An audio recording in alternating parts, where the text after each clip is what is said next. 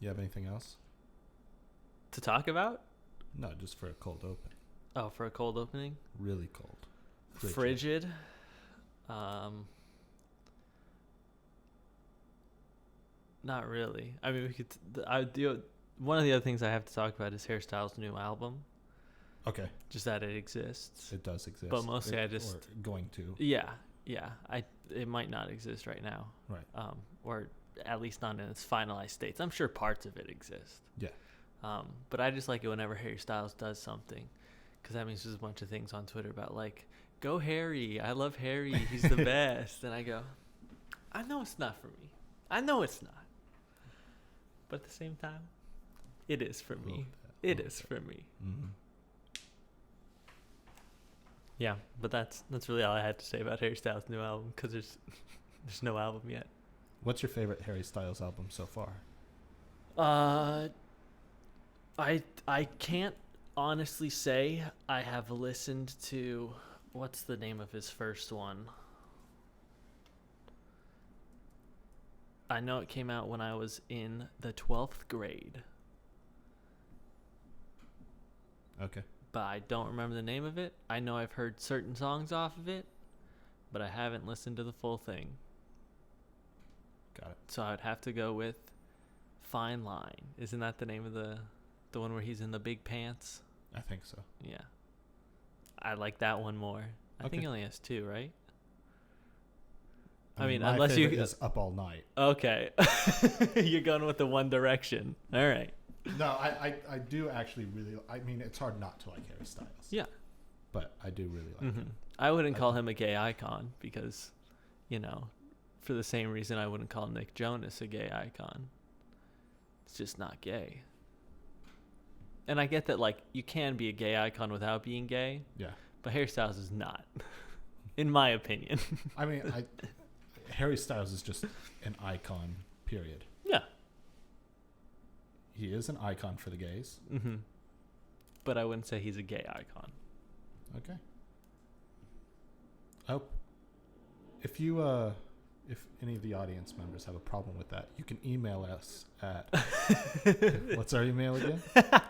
Big Cat Comedy Podcast at gmail.com. At gmail.com. Uh-huh. Really berate Harry. I don't see why I'm the only one who has to go through these emails. If you have a problem with that. Uh-huh. Is this where we open up the email address for the podcast and say, hey, if you want to say anything to us? Yeah. Actually, no, let's limit it to discussions about Harry Styles. Uh-huh. And your guesses for Secret Word of the Week. Okay. I also have it on my YouTube channel as my business email. So your business email. Yeah. There's a part on our YouTube channel where it says for business inquiries email, and the email is bigcatcomedypodcast@gmail.com. How often do people check that? I didn't even know that was a feature. I've gotten a couple emails about it. Really? Yeah. This was before we even had the first episode of the podcast. Who's emailing you?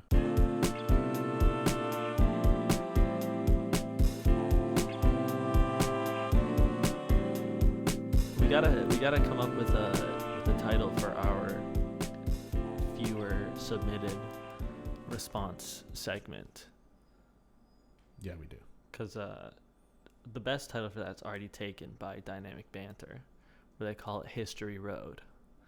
And before they do the emails, they play the song, History Road. Oh, I thought I said Hey Siri, but I said history. But it's History Road, but it's just someone going History Road, and then it plays the song. Oh, okay. And then it comes back in History Road, and then bow bow bow bow bow bow bow. The guy is going fucking nuts on that bass line. All right. Going absolutely. If you ever seen The Nutty Professor? Which one? The one with Ed Murph. Okay, yeah. That's how nutty he is. All right. Well, do you want to introduce yourself? I was going to say, at some point, the podcast will begin. At some point, we'll be out of the cold open and into the regular episode. We'll have to cut some of that. Uh-huh. At some point, the podcast will begin. Welcome back to Big Cat Comedy, a serious podcast. A very, very serious podcast. I'm Harry James Miller. And I'm Neil Van Cleet. How are you today, Neil? I'm doing well. Yeah? How's your week been? It's been good. Lots of stuff has happened. Good. I started a new job. Uh-huh. And that's going well. One day, yes. Uh-huh. Okay. I mean, not like one day in the future, but you have had one day I at the have job. had one singular day. So it's gone well. Good start. Yeah. Michaela, my partner, has left the apartment, so I'm all alone. Uh-huh. Well, I have Calvin, but he doesn't talk back. No, he doesn't even bark back, really. No. I don't think I've ever heard him. He just moans and goes, groans like oh. But that's new. Mm-hmm. He sounds kind of like a villager in Minecraft. He very much so does. Just very a lot of much. Huh. Yeah. But yeah, he's. Other than that,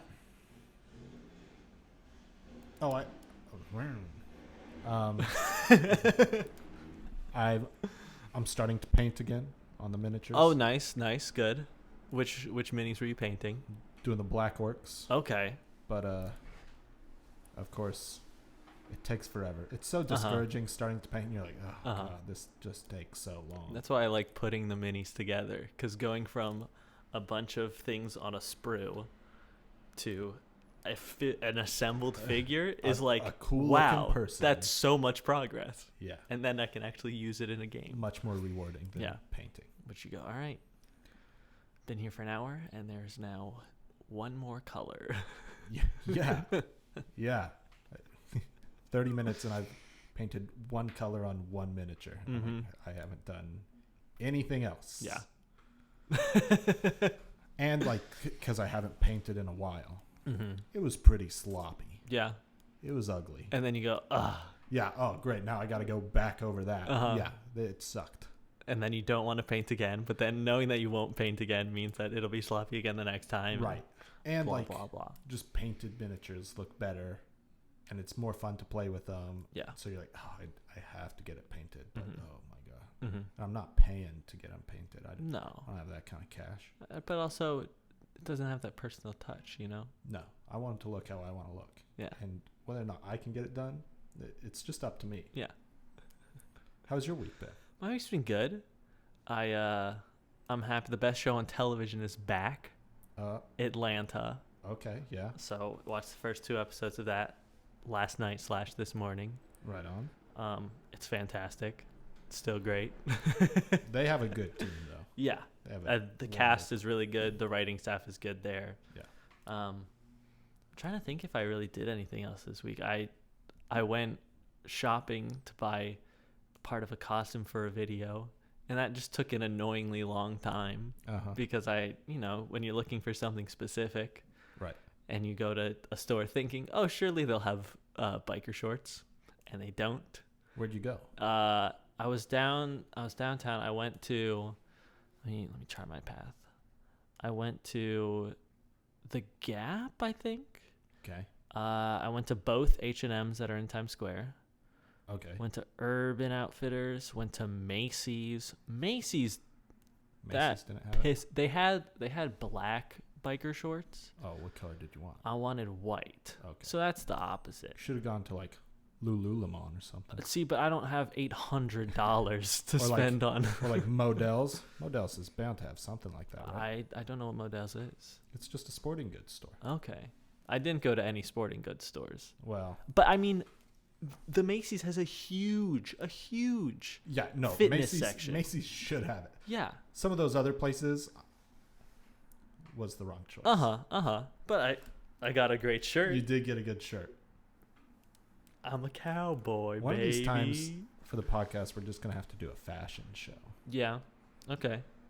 For us or for where we judge other people's fashion?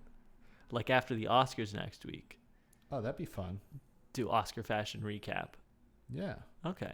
I also figure when the MLB's City Connect jerseys come out, we'll rank all we those. will not necessarily we'll rank them when they're all out. So right. For episode 152 of the podcast, we'll rank them all. Right. Because that's when they'll all finally. Yeah.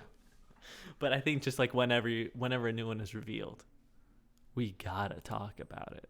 Or we could do like NBA Christmas jerseys. Those are always pretty fun. Okay. Yeah. give our very informed opinions on fashion. Fashion and sports. Just two things we're very qualified to talk about. Yeah. Other than that, my week's been pretty boring. Okay. In working on videos, working on some stuff. The grind never stops, right? Yeah, I mean, the grind never stops, but also, like, I guess I played a lot of Overwatch this week. I was in Discord with some of my friends, and I was like, all right, the next time I lose a game, I'm going to stop playing, and I'm going to go to bed. And then 2.5 hours later, I couldn't stop winning.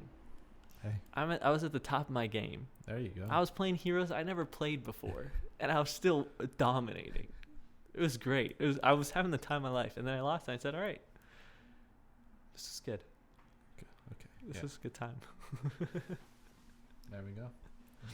Do you have anything you'd like to talk about today? I got two things I want to talk about. All right. Let's hear it.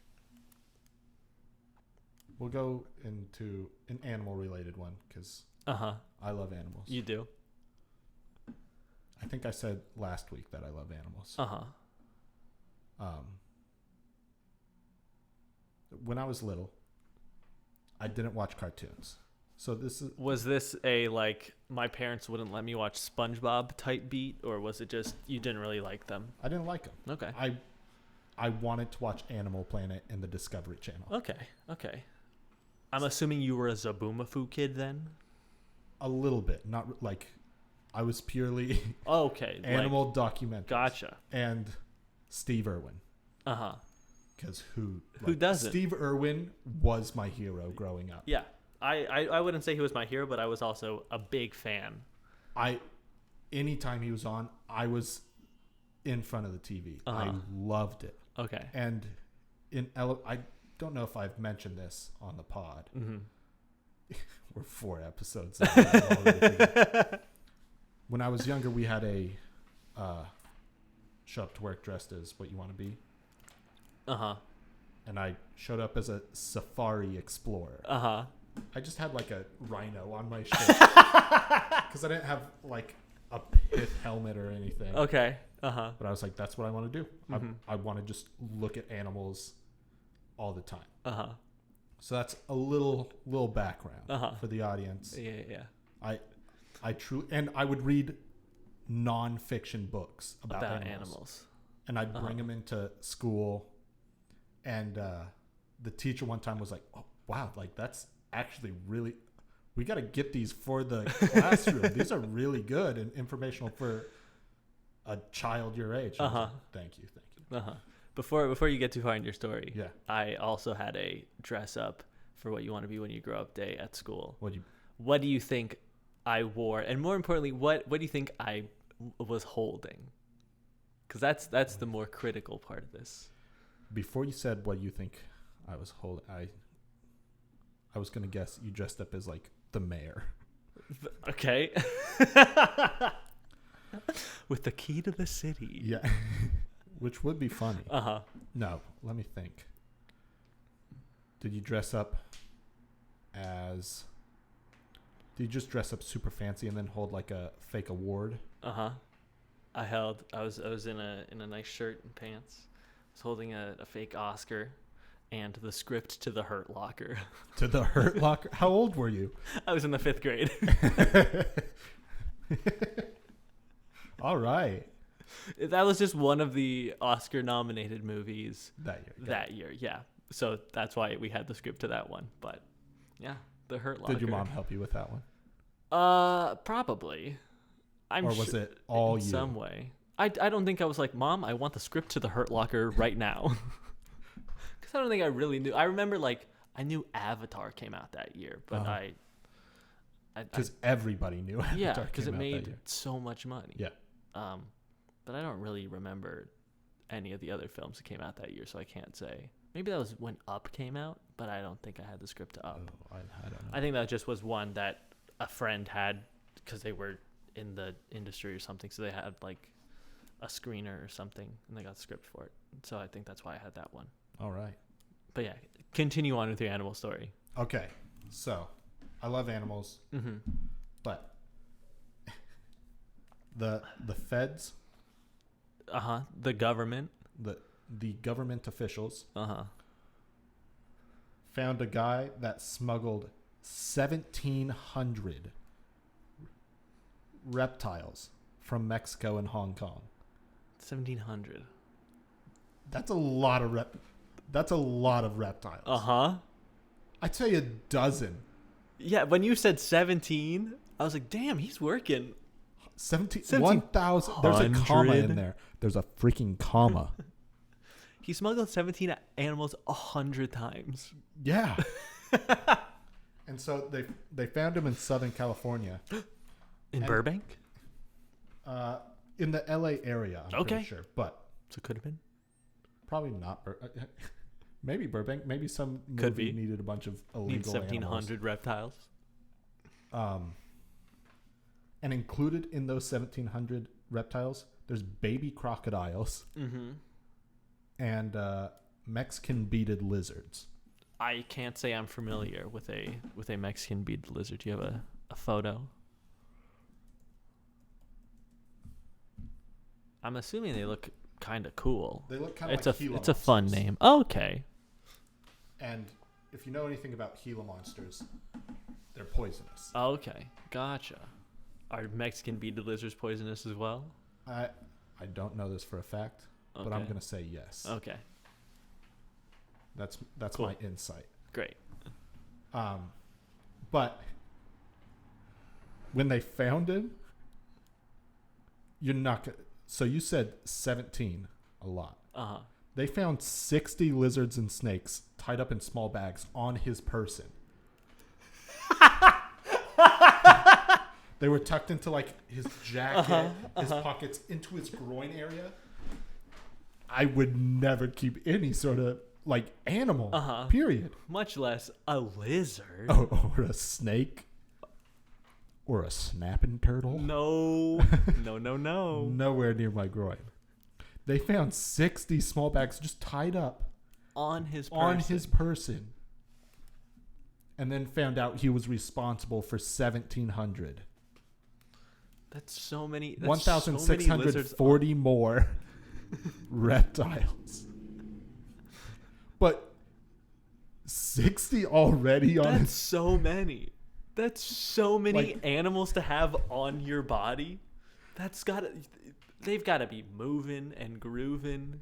And I mean, they're in small plastic bags, tied up, so they're like they can't get anywhere. But still, and like snakes, you can kind of coil them up and come back. But some of these other, damn, that's too many lizards to have on your person. I'll say it. Oh, so they arrested him. What was the charge? Too many lizards? Something like that. This guy's, I'm not going to say his name. Randy. But his attorney was like, we're not saying anything. We're not saying anything. Okay. Like they didn't just bust him with 60 reptiles on his person.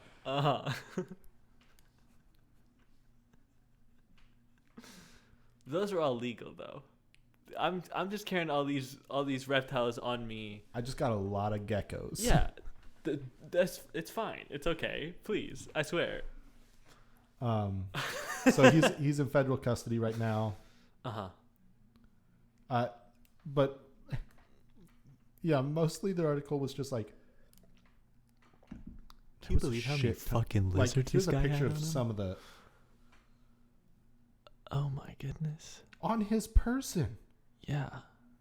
Those aren't even they're not small bags. Or some of those animals don't even look that small neither. I know. 60 of them. So there's my animal news of the week. What a thrilling beginning. And it's kind of keeping on par with Bad News Bears. So another invasion of reptiles. But this time it was on a man's body. Yeah, instead of just hiding in places they shouldn't be. I guess they shouldn't be there, but they were put there by not one guy. on their own accord. Yeah. They didn't get in the bags because they thought it was a good idea. This guy was the Reptile Mule, directed by Clint Eastwood. So that's one of the two things I have. What, do you want to talk about anything, or is it truly a Chicago pizza? I have one other little thing I want to talk about. Okay. Rachel Zegler, you're familiar. Yes. She was Maria in West Side Story. Yeah. She's my celebrity crush. She was not invited to the Oscars. Wow. Okay. So someone was asking her, she like posted something on Instagram, and someone said, like, she was in some outfit, and someone said, "Oh my gosh, I can't wait to see what you'll be wearing to the Oscars." And she said, "I'll be in my boyfriend's hoodie sitting on the couch because I was not invited." Damn. Which, excellent shade. Brilliant. And so then a bunch of people were like, hold on. West Side Story is like one of the most nominated films of the year. Right. You were the female lead in that movie. In said movie, yeah. And you're not invited to go to the Oscars? And so a bunch of people were like, how could this be? This is an outrage. And she was like, thank you all for the support. Award shows, they take a lot to put together. So hopefully I get to go, but if not, it's all good. Right. The situation has since been rectified. I've seen that. She has a ticket now. Yes. But it was just like, come on. God, come on, guys. You're not going to invite one of the lead actresses. Neither of them are nominated. Neither Ansel nor Rachel. Ansel doesn't deserve to be nominated. He doesn't. But Rachel won a fucking Golden Globe for her performance. Pretty good. Yeah. She was great. Interesting. All right. But yeah, I'm glad she'll be there.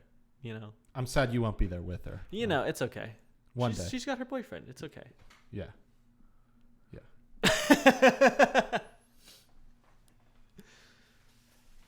you like to get into your other thing before I get to my deep dish? Absolutely.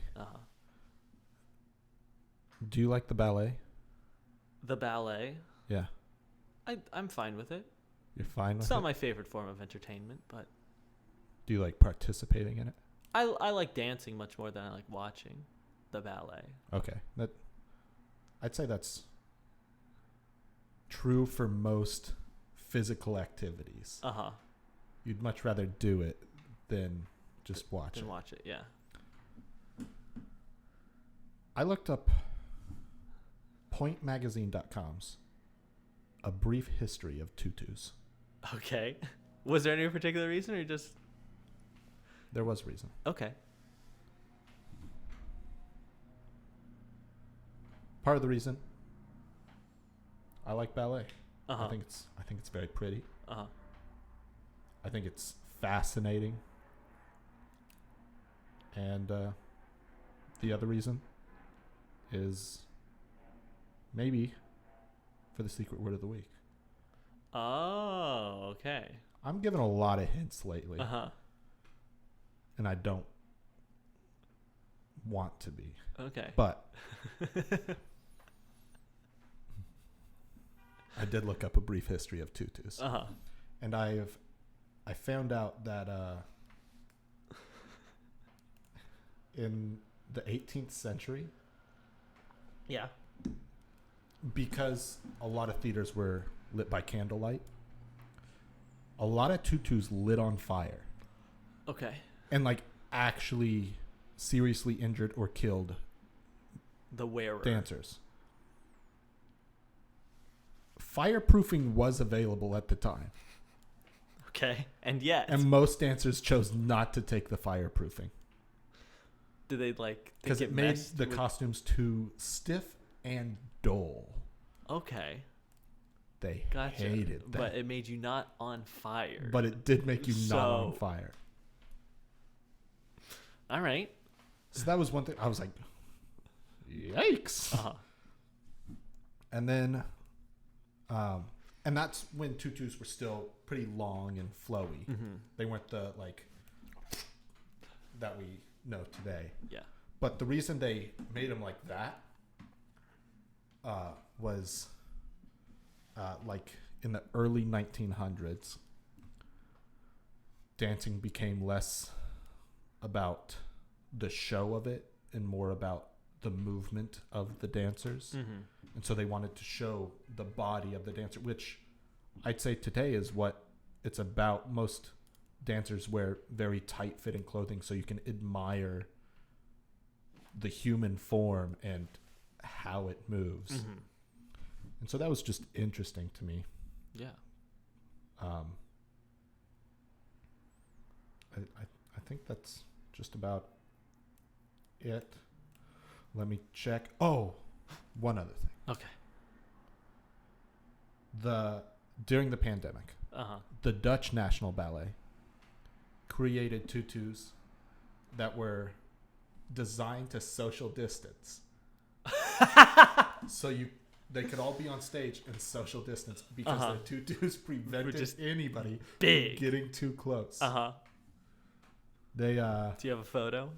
No, but I'm sure there is one. The costumes were 3 meters in diameter. That's big. That's a big tutu. That's big. Probably not very easy to dance in. No. Was something that big around your waist? 3 meters. That's taller than I am. Yeah, I mean. And like me sideways, that's already a pretty big tutu. Yeah. Imagine you're a dancer and you go like this. That plus another half of you. Yeah, I was going to say, yeah, there's probably a whole nother arm. Yeah. To attach to either side to get the full tutu length. That's big. That's too big. That is way too big. But the fireproofing I thought was both tragic and funny. Yeah. That it was available. And they said, boring. I don't want it. I'd rather dance on fire. Yeah. Because I'm smoking. Because this is the portrait of the lady on fire. Dancing on fire. Shaking it up. Just like the show. That's what Twist and Shout came from. They're on fire. Shake it up, baby, now. Come, shake it up. Twisting. That's why Paul is tearing his vocal cords by the end of it. He's like, you're on fire. Twist and shout. Have you seen the this is going to be see if I can find this on the spot. Ringo Starr asking for no more fan mail? No, I haven't. All right. It's one of the funniest clips. Because he's getting so much? It's because he had seen a lot of people like would bring him like what's the thing on a guitar that like is it like called a pick shield?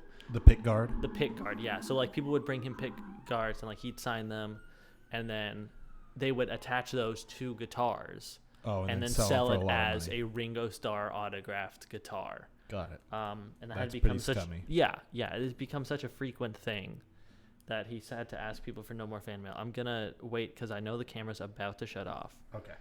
There we go. Come here, Cal.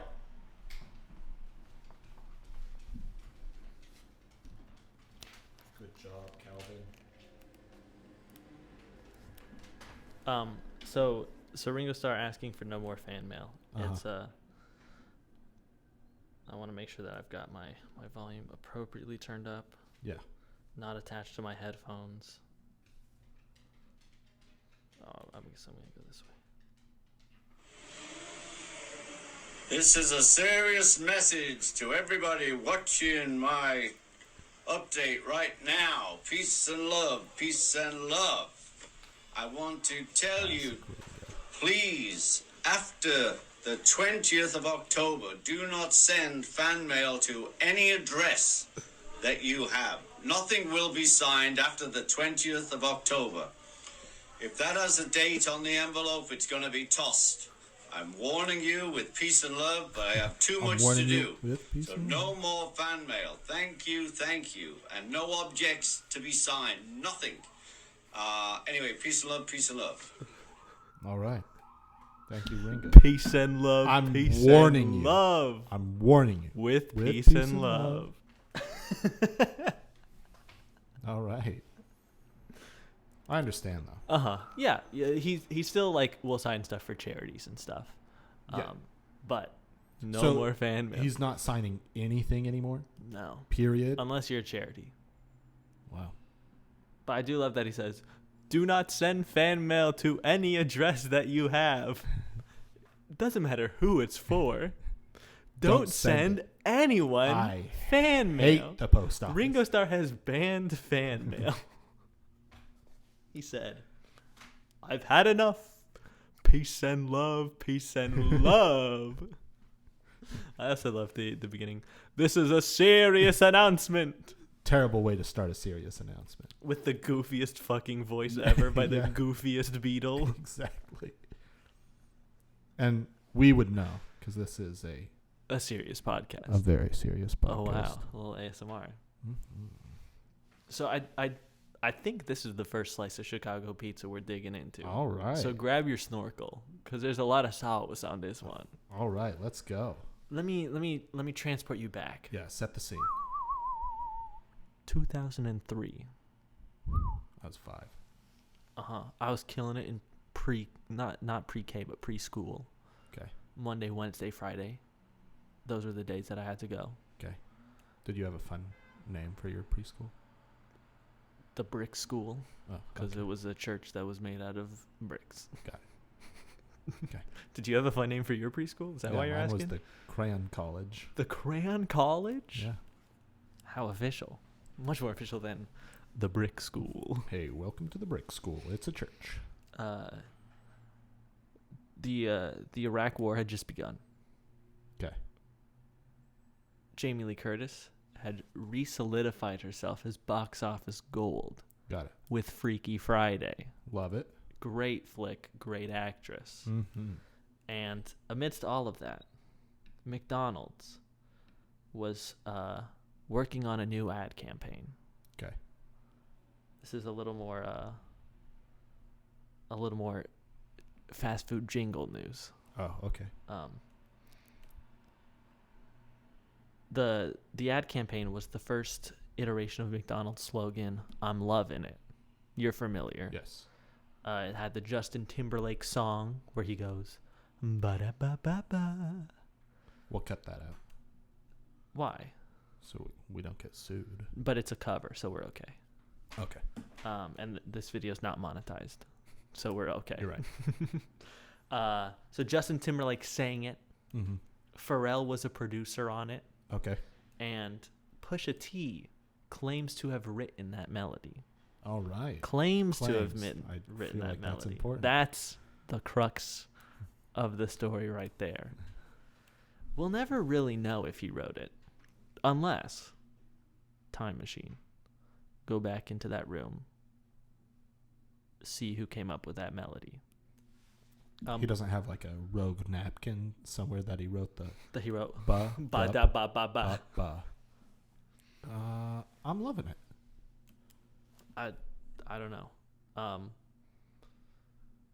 But let me yeah, so Pusha T in 2016, we're skipping ahead. Okay. Tweeted out, "Luckily no one tried to clown me for my McD's jingle. ... I would have had to dig up pay stubs. I think you social media guys call that metrics." So Pusha T claims he's a now a big hip hop artist. Had the beef with Drake, the story of Addy Dawn. Mm-hmm. Had his album Daytona with Kanye that kind of led to that beef. Yes. But he claims that he wrote that ba da ba ba ba. Okay. And many people refute that claim. Which, you know. Many people? Many people. They were in the room when he didn't write it. Yeah. Some people say he did. Some people say he didn't. Yeah. And he, let me get a quote. Quote, "Pusha T was never involved in the creation of the McDonald's jingle," said one of the people from the ad agency hired to create that campaign. Okay. They say, "I'm loving it" originated with those not so famous players from Germany, it was a German ad agency. they were this little company that beat out all the big guys. For people to be crawling out of the woodwork and trying to claim it, it's bullshit. So Pusha T, he also has never like received compensation in his opinion because he felt that he wrote the jingle. Right. So he feels that he should also receive compensation for coming up with it. But he never did. And that brings us to a more modern time. Oh, an additional bit of context. Yes. You're familiar with Arby's. Yeah. We have the meats. Yes. Famously hated by Jon Stewart. Okay. I didn't know that part. You didn't know that? No, I don't watch Jon Stewart that often. Okay. But yeah, he would often bring up his hatred of Arby's on the show. Such as one of the most famous ones that I just remember off the top of my head is Arby's bringing Washington-style gridlock to your colon. Oh, okay. Great stuff. Yeah. So you've seen an Arby's commercial. Yeah. And they go, at the end, it goes, Arby's, we have the meats. And then you hear that, bum, bum, bum, bum, bum, bum, bum, bum, bum, bum. That's a song called Burial, which features, it's a dubstep song, Skrillex, and I believe the other artist is Yogi, featuring Pusha T. Wow. So the stage is set. McDonald's has wronged Pusha T. Arby's has given Pusha T. He gets royalties every time they play a Arby's commercial. Okay. Because he's a writer on that artist, song. Yeah. So the stage is set, and a few days ago, I want to get the exact date on this. Yes. This is the one thing I should have prepped. 3 days ago. Okay. A new song drops. Oh. Arby's X Pusha T. Okay. Spicy Fish diss track. Ooh. Okay. It's an advertisement for Arby's. Okay. Roasting the fillet of fish. Yes. And talking about how Arby's new fish sandwich is so superior, so much better. Hell yeah. And I'd like to go over the lyrics. Okay. Because obviously we can't play the song because that's a copyright issue. Right. So the song is only like a minute 15. It's an ad. I can't imagine it's very long. Yeah. And it's just one verse. So here we go. I'm the reason the whole world love it. Now I gotta crush it. So that's obviously referencing. Yeah. His. I wrote this. Yeah. And now I'm bringing you down. Mm-hmm. Okay. Fillet of fish is shit. And you should be disgusted. Not beating around the bush at all. No. Saying, here's what I'm here to do. Uh-huh. And here's me doing it. Fillet of fish is shit. Shit. And you should be disgusted.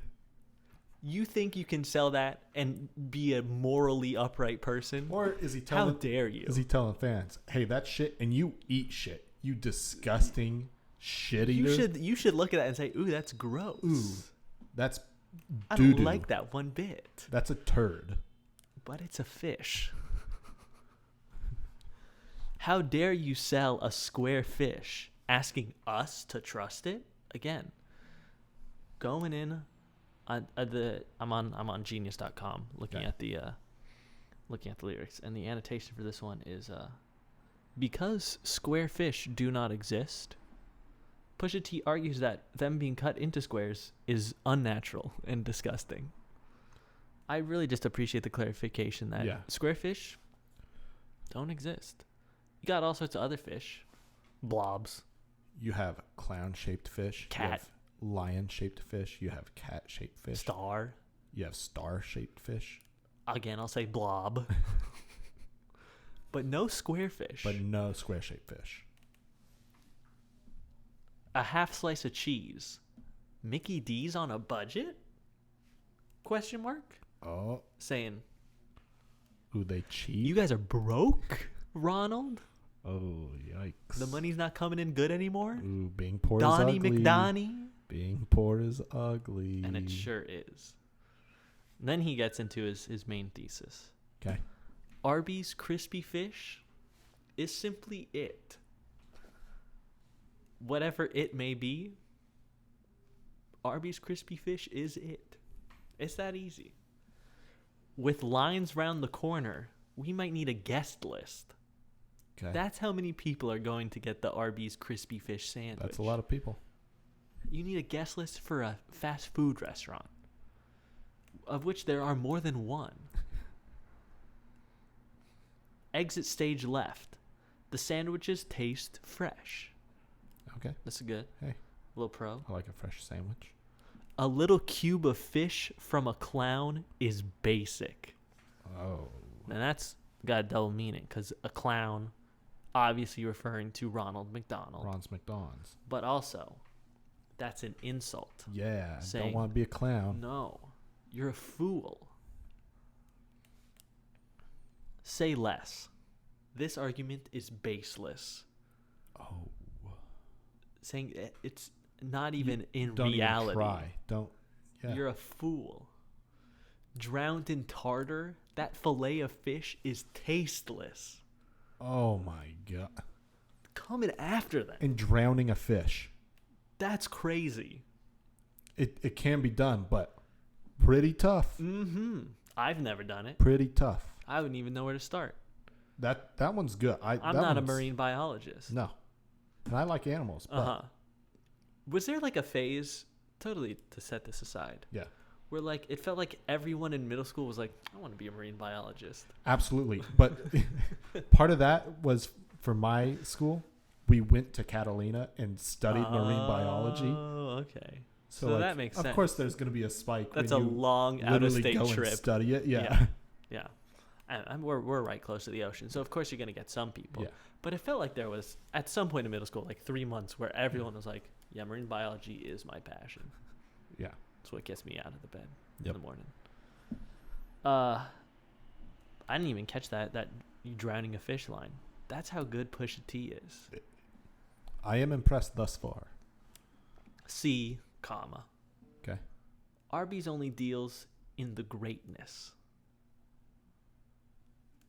Very complimentary. Yeah. I bet the house on it like it's Vegas. Oh my. That's a lot. That's how confident he is in the Arby's spicy fish sandwich. I wish you would have brought the McDonald's filet of fish and the Arby's spice. See, I don't know where an Arby's is. Next time we'll try. We'll have to do a taste test comparison. Yeah. Also, I don't think that me getting McDonald's and then sitting on the train for about an hour is truly the authentic experience. I agree. We'll have to source a more locally grown filet of fish sandwich. Yeah. Yeah. Next time we'll do a taste test and we'll see. Mm-hmm. Is Pusha T right? And I think he might be. From the words he's spitting. Mm-hmm. And I've seen the commercial, so I've seen the Arby's filet of fish sandwich. Okay. Does it look good? Looks like a fish. Doesn't look like a square. Already good start. So points Arby's there. Visually, points Arby's. He continues, look, I could sell water to a whale. They got a lot. And this is actually a reference to a Jay-Z line from the 2001 song You Don't Know. The Jay-Z line is, I sell ice in the winter, I sell fire in hell. I'm a hustler, baby. I'll sell water to a whale. Okay. But because of Jay-Z's accent and the way he speaks, some people interpret it as I could sell water to a well. Oh. Which also, wells are famous for having a lot of water in them. So to be able to sell water to that, crazy. And when asked about it, let me see which person responded. But it was confirmed that it is. Jay-Z said it's never a coincidence that these things happen. I try to make things work on multiple levels every time I sit down to create. So he meant both. He could sell water to a whale and a well. Boom. Bars. God. How could you ever think I'd fail? Yeah. The yeah is part of the lyric. That's not my reaction. Well, that's him going, yeah. Yeah. Hey. Checkmate. The crispy fish sandwich, blazing trails. Okay. I like the use of blazing right after speaking about water. Sort of a balance thing. Yeah. Them other clowns just too frail. Yuck. That's one of Pusha's classic ad-libs. Okay. EGHCK. Okay. Yuck. He's disgusted by these clowns. I'd be too if I was in his position. If you know me, and you know me well, I don't. Our fish is going to tip that scale. Now that one's crazy. Because, do you know why he's called Pusha T? Because he's a drug pusher. He was famous for, he sold drugs. And so fish is going to tip that scale. That's a reference to cocaine in an advertisement. And fishes have scales. What? It's too crazy. There's so many layers. And then this is the outro. Okay. This is a paid advertisement brought to you by the unrivaled, the unparalleled Arby's. We have the meats. They don't even say that. Because they know you're going to say that. Oh, and I did. Mm-hmm. I did say that. Genuine reaction. Oh, my. Whoo. Wow. So I don't know how McDonald's is going to respond. Can they? I mean, here's the thing. McDonald's already has quite a few musical artists on their roster. Yeah, they do. They've got Travis Scott. Yeah. Who, not as popular post-concert death. They got Saweetie. They do have Saweetie. I'm sure they've got another musical artist meal in the works. I'm sure they're not like, no, we're done. Oh, they got BTS. Oh, Boys that's right. to Swans. That's right. So I don't know how they're gonna come back from this. Oh. But yeah, Arby's X Pusha T, the spicy fish diss. This shit is crazy. And a diss it was. Yeah. If I'm Ronald McDonald, I'm crying.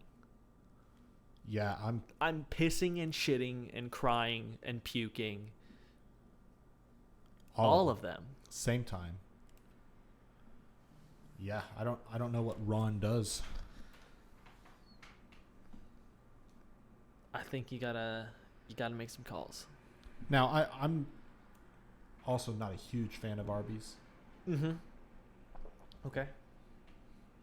Mostly it's just not available. I'd say that's my McDonald's. biggest issue with Arby's is that I can't ever go there. So, there's just not the familiarity that like more people have with McDonald's. Mm-hmm.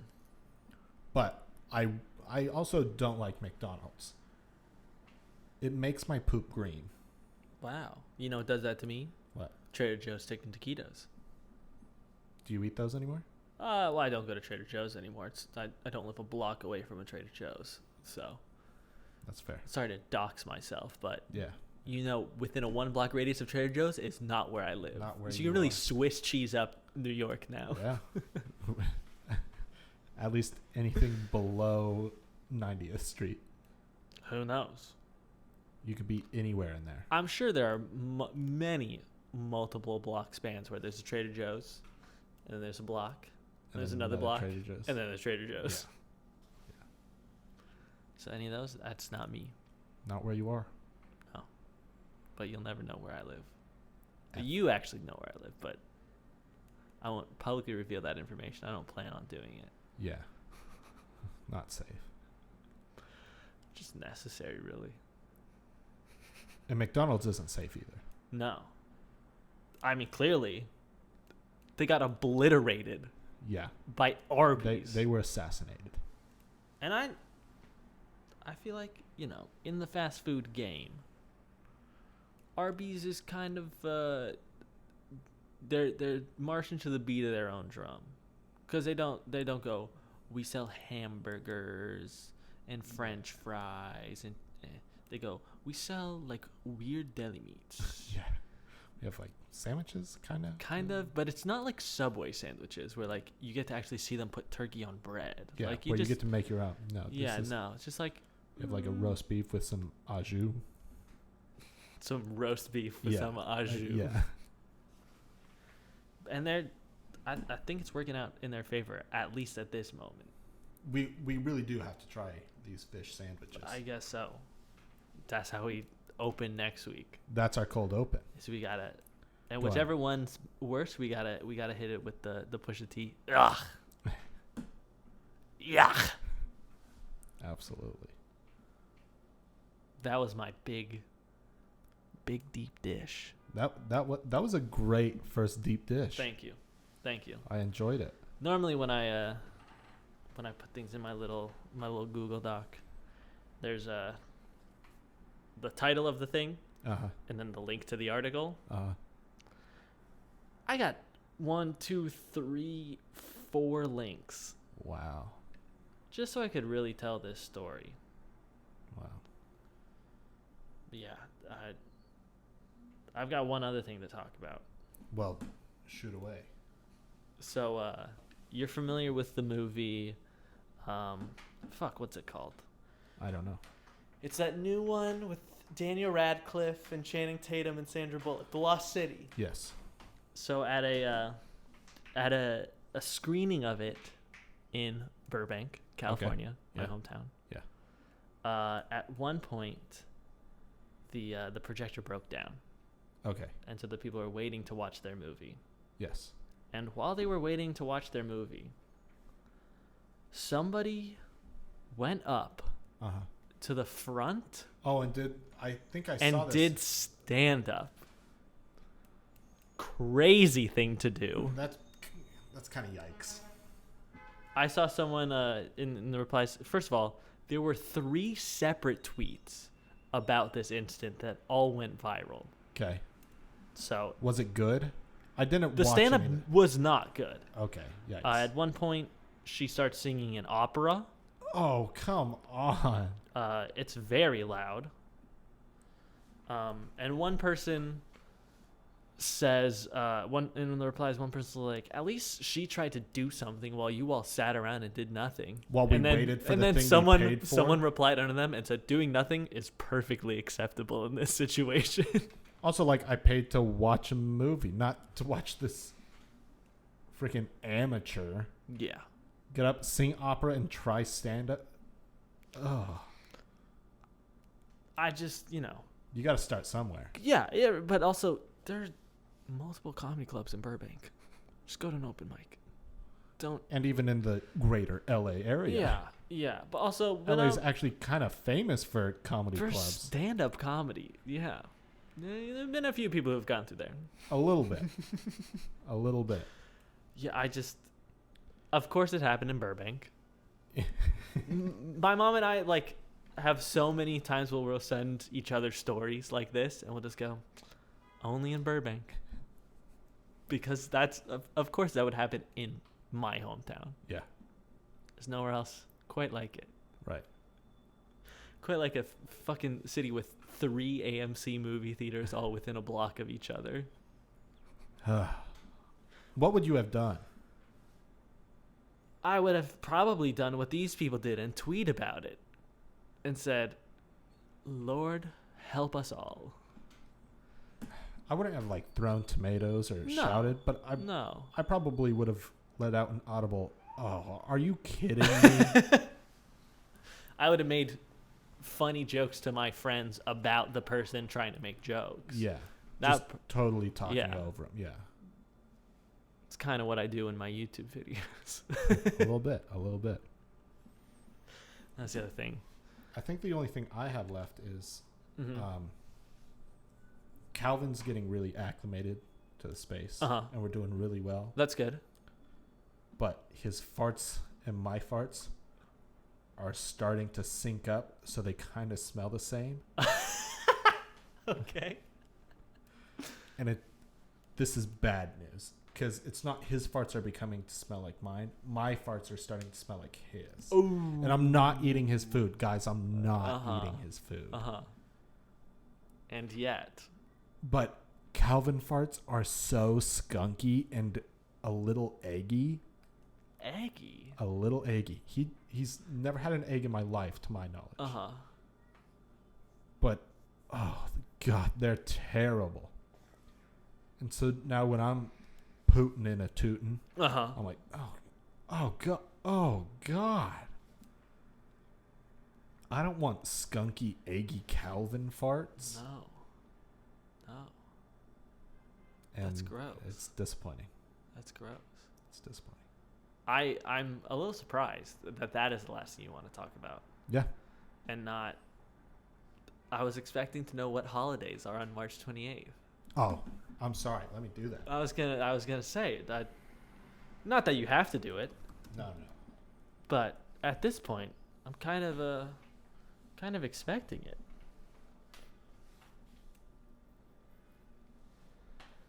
On March 28th.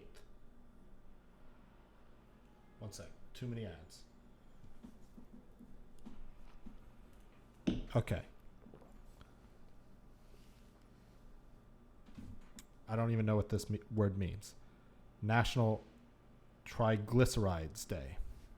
Well, I mean, I kind of know what glycerides are. Triglycerides are a type of fat, parentheses, lipid, found in your blood. All right. So it's National Triglycerides Day. All right. Also National Black Forest Cake Day. Black Forest cake, I can't say. I've only ever had Black Forest ham. And it's different food, I'm assuming. Yeah, Black Forest is like cherry and chocolate together. Oh, okay. They make it a lot on Great British Baking Show. Also National Something on a Stick Day. Corn dog. Kebab. Kebab. Rat on a Stick. Also National Weed Appreciation Day. No. 420 is National Weed Appreciation Day. That's just Weed Day. Oh, okay. On the 28th, you appreciate it. Yeah. You say, baby, you matter so much to me.